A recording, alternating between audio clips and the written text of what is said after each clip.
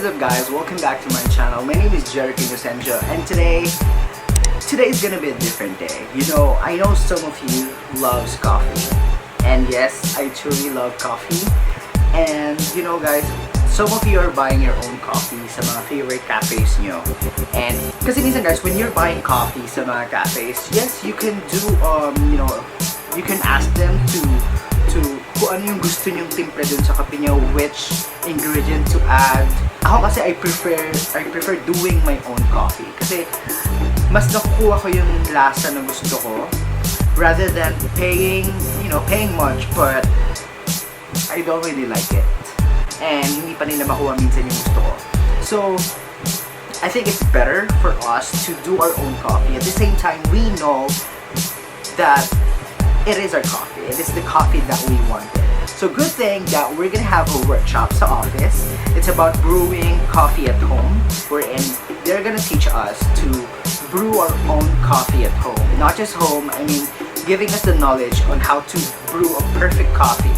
A coffee that you really wanted. So at the same time, you're investing with the equipment na you know to yourself na you can use it. I think this is a perfect workshop na, you know, sometimes kasi we are just drinking coffee, you know, minsan nagpapakulo lang tayo ng tubig and we pour it over dun sa coffee and we just drink it. And we thought that okay na yun, pero it's not. Meron pala siyang steep time, meron din pala siyang temperature sa mga water, meron din siyang size or measurements when you grind your coffee bean. And yeah, so today I'm gonna invite you guys. I will bring you to office and we're gonna attend the workshop. Let's go!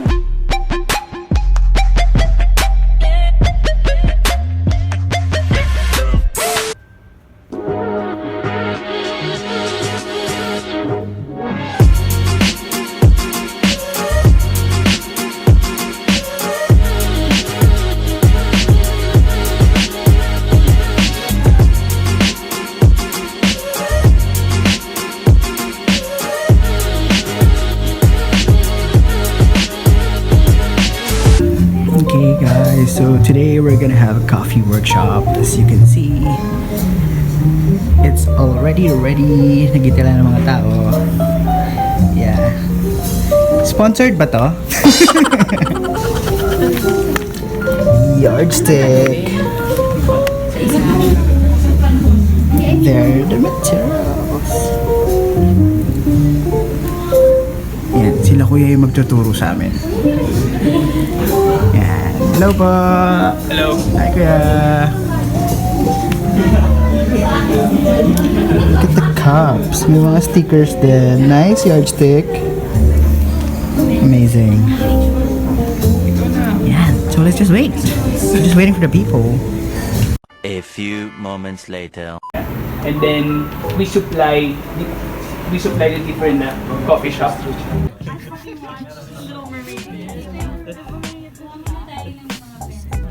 Sorry. What are you doing, Joshua? Ano naman yan? This is your recipe. Group 2, this is your recipe. Oh, may pa-recipe. This is your recipe. So after making coffee, just put it here. So group 1, group 2, group 3. That's right here. So, Ayaw mag-on. right, so does anyone here use this Bonavita? So, to use this, Ay, may ganito kami, pero galing Shopee. to use this, just on. When we're starting, hold. Then wait for something. Hold. Yes. Guys, join us here. Join kayo dito. Hinunahan Bibo. Josh, yan ba yung app? O yan. Favorite ko Grinding. Ito Tower 30 yan. So for group 1, example, 15 grams yung coffee na kailangan. 15 grams. What's up to 10? 15 grams. Should be exact 50 grams. Gusto ko yung nakalagay na coffee. Parang hindi obvious. Yung grind setting is nandito. What's your grind setting? Group 1? 18.5. So, yung green dito. Yung green button. So, on. Tapos open the gate. Open up. So, na-wash na. Wash na, right? Bilis! Then, yung coffee mo na. Close ulit. Then open. Yun na siya. Then, ready to brew na siya. Yan na to yung next grinder natin sa Ready to brew. Ako sira.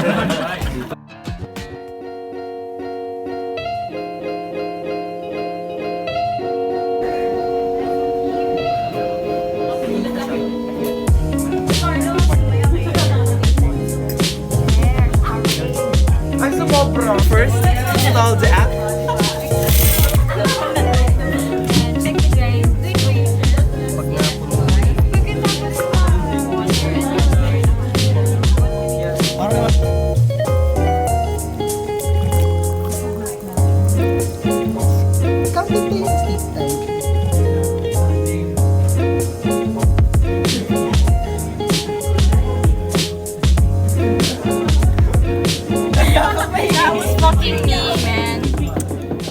So, iba-iba yung coffee. Merong 1 minute, 3 minutes, and 5 minutes. So, this one is the 1 minute, 3 minutes, and the last there is the 5 minutes. para may tunog. French press best use. Steer the ground before cutting. Steer the ground before cutting. So, pagkagaling nyo ng water, diba? Steer.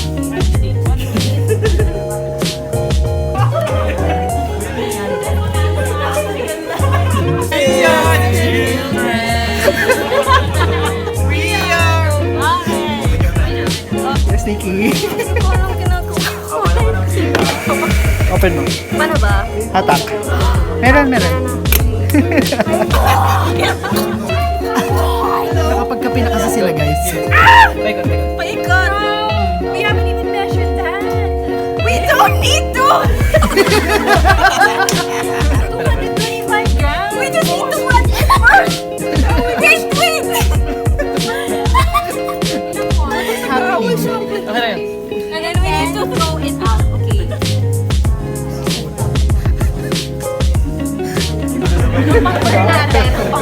Diba? Coffee workshop and without a beer. Is that a coffee? Yeah! It's also caffeinated.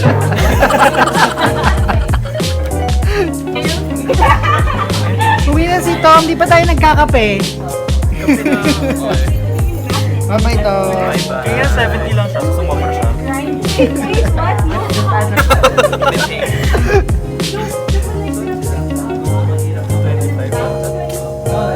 Ay, hindi, mga 28 lang yun. Kasi ganun ko lang siya katagal eh. Hey, what's up guys? So I'm currently home now and as you can see, sobrang kalog ng mga kasama ko sa workshop.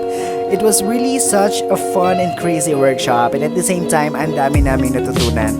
By the way, thank you so much to Yardstick and thank you so much for the company I'm working for giving us the chance na magkaroon ng ganitong workshop. And now, ang dami namin natutunan. Now we know how to, make our own coffee better. So, simula nung umuwi ako, I'm already measuring the coffee bean. I'm already measuring the temperature of the water. Naging maarte ako sa kape ko lalo. So, ayun. If you wanted to brew coffee at home, here's what you need to do. First, you need to choose your perfect coffee bean. You need to choose your coffee. So, I highly suggest you to go sa mga coffee shop. They have a place there wherein naka-display lahat ng coffee bean nila. Then, if you're not really sure kung ano yung bibilin mo, feel free to ask for assistance. Nandoon yung mga ates and kuyas, yung mga baristas. You can actually tell them kung ano yung hanap mo sa kape. Kung gusto mo ba yung mas matapang, yung sakto lang, sabihin nyo sa kanila. Kasi sila yung may mas alam.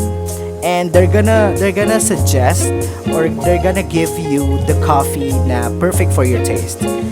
And yeah, since you already nandun na rin naman kayo sa cafe, you can actually ask them to grind the coffee for you. And I know some of you wala kayong coffee grinder sa bahay. Ako din naman wala. So, if you're gonna buy a coffee bean, you can ask them to grind the coffee for you. So, they're gonna ask you kung saan mo siya gagamitin. If you're gonna use it sa French press, sa coffee drip, sabihin nyo sa kanila kasi they're gonna grind the coffee specifically for that equipment. So, may mga different sizes kasi na ginagawa when they grind the coffee.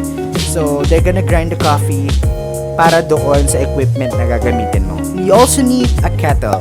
So, it's up to you if you wanted to use electric kettle or the standard kettle. As far as I know, there is the electric kettle, the kettle na pang stove, then you have the kettle, the induction kettle. Yes, so it's really up to you if anong kettle yung gagamitin mo. I'm looking forward na makabili ako ng bago kong kettle. I mean, mas prefer ko yung electric kettle kasi mas natatansya ko yung init nung kape. Hopefully soon makabili ako nun. And yeah. Okay, so if you want to brew coffee at home, here's your options. Here are the equipment or here are the options. Ano ba? So if you wanted to brew coffee at home, ito yung mga pwede mong gamitin. So the first one is the French press. So here is a French press.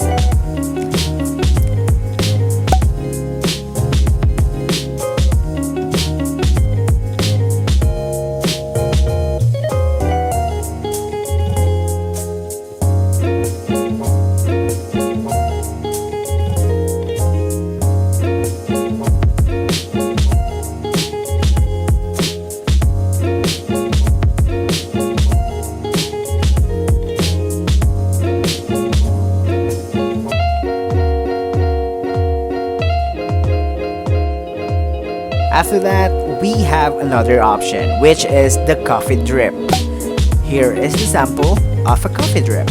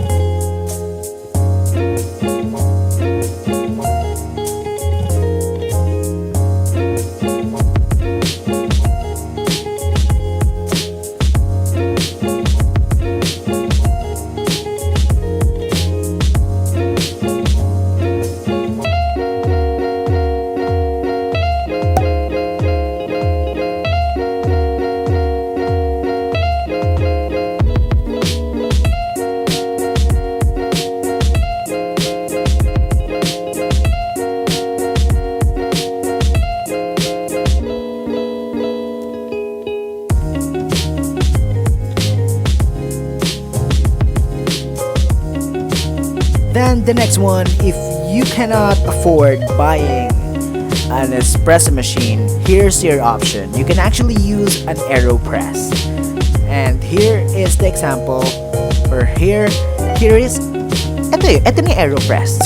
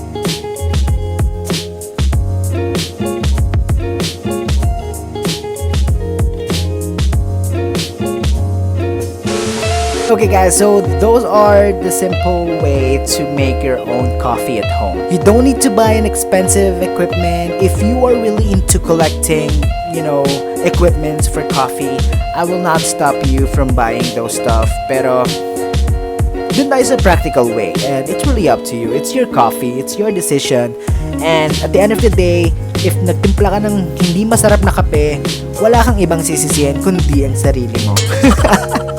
Diba? Ikaw nagtimpla nun so wala kang sisisihin dito. Okay guys, thank you so much for watching the video, and sana nakatulong to sa inyo. Somehow naging maarte kayo sa pagtitimpla nyo na ng kape. Hit the like button down there if you like this video. Comment down below if you have some suggestions, negative or positive feedback. It's really okay to me. Put it down there. Since you're already here, why don't you subscribe to my channel? Thank you so much guys. Thank you so much for spending your time with me. Till next time. Bye.